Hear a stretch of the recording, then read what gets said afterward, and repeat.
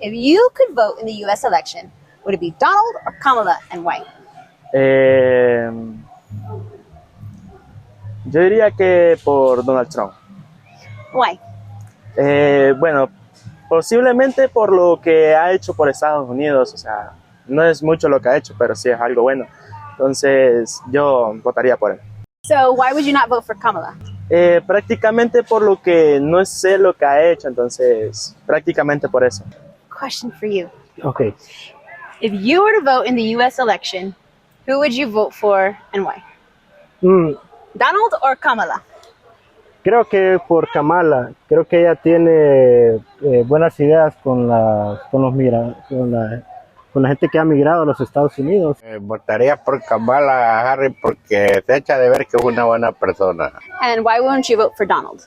No, porque ya estuvo de presidente y se notó que era una persona no muy buena. Yo votaría por Kamala Harris. Sí, porque sería buena candidata para la presidencia. And why would you not vote for Donald Trump? Bueno, sí, porque él ya estuvo en el poder y como que a él no le gusta el tema de los inmigrantes. Sí, por eso. For me, Kamala Harris. I vote for Kamala Harris. And why? ¿Por qué?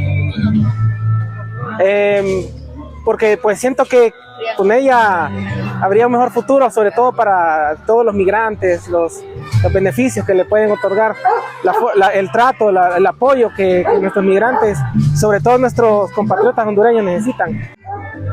No, nunca ha sido de mi agrado, aunque sé que él es un hombre muy reconocido, él es un reconocido empresario a nivel mundial, pero no veo que él tenga empatía con los emigrantes, con las personas que no son de su nación y que pueden más bien él no apoyarles, no darles, los que están allá no darles la cobertura, el asilo, la ayuda que necesita, porque uno de aquí sale buscando una mejor vida, más oportunidades, porque aquí no tenemos tantas oportunidades como allá o en otros países de primer mundo.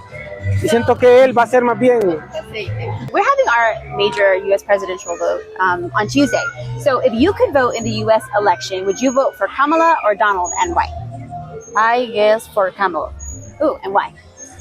Because he's a woman, and I like to see a woman powerful. And I know Donald, but I don't like it. Why don't you like Donald Trump? Because he's man. Podría ser un voto nulo. Una opción, ¿verdad? Is that an option for him? Donald Trump. Okay. And why? ¿Por qué? Es el presidente que más reconozco, es el como más popular.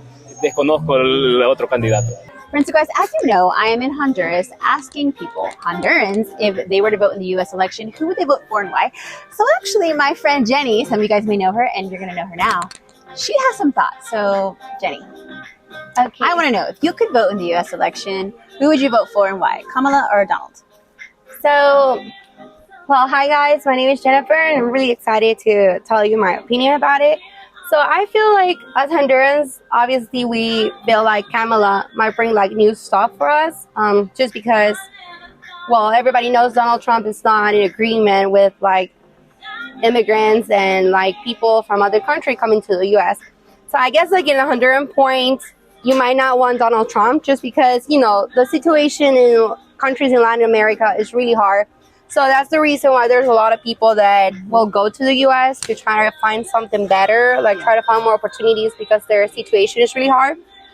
But I feel like, in my perspective, at the end, Donald Trump is the U.S. president, so he has to take care of the U.S. people. So I do know that his government brought a lot of different benefits to the people in the U.S. With taxes and all of that. So definitely, I think Donald Trump is a good option for the people in the U.S. because he takes care of his people. At the end, his responsibility is to take care of the people in the U.S. Sadly, on countries like Latin America, like in Honduras, we go through a really hard situation. It would be amazing if we could have presidents that will take care of the Honduran people. For the Honduran people being able to live in the country where they grew, where they were born, and for us to be able to grow. I feel it will be awesome that every president in Latin America will have and be passionate for taking care of their people, of their country. So that way people can enjoy their country. Honduran can be in Honduras and have a good life because of having good governments that will take care of them and will care about their people and doing their responsibility. But yeah, I think it's very challenging when it comes to those points. I know that Donald Trump is trying to do a lot of good things for the people in the U.S. It would be awesome if he maybe can support other countries outside of the U.S. in their countries, so people won't feel that need to go out to another countries.